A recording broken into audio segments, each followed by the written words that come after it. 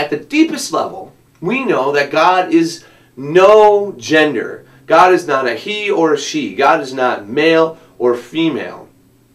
And it really is only through convention and tradition and just the way that our English language has gone through the years that we even call God he at all. It doesn't really make a difference. It doesn't actually describe God. You know, I could start saying she, and that would be equally as valid.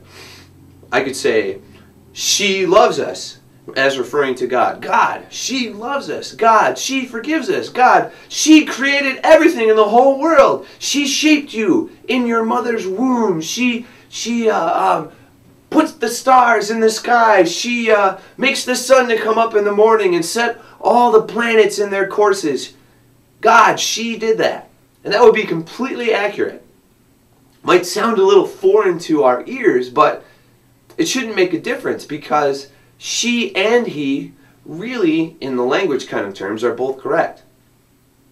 Now you might be saying, Pastor Aaron, well, if God is neither she or he, neither male or female, why don't we just call God it? Well, the reason we don't use it is because in our language, it, we don't call people it. A person is never it. A person is always he or she. And so, because our God is a person, our God is living, our God has a name, Yahweh, our God is active, our God listens to us, our God has a personality, that of loving and caring and forgiving and all that kind of stuff. We can't really call God it. We have to call God he or she.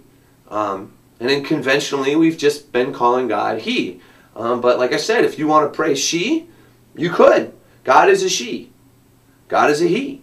In both ways, God has some aspects of masculine. God has some aspects of feminine.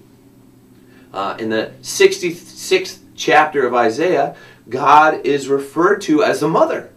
And God is mothering God's children, bouncing them on God's knee, on her knee. God's her knee, you know. So, you know, and there's other passages like that. In fact, Jesus talks about how he feels like a mother hen.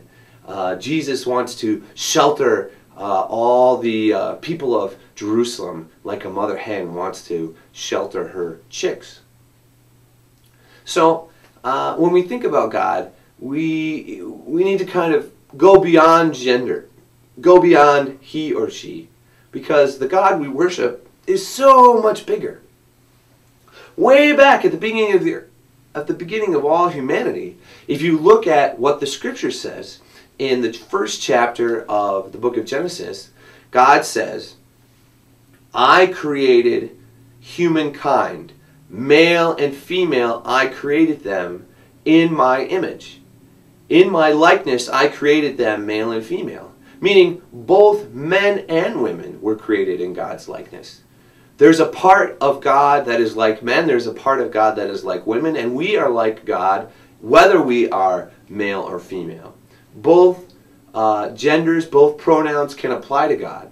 So think about that as you think about the God we worship above all other gods.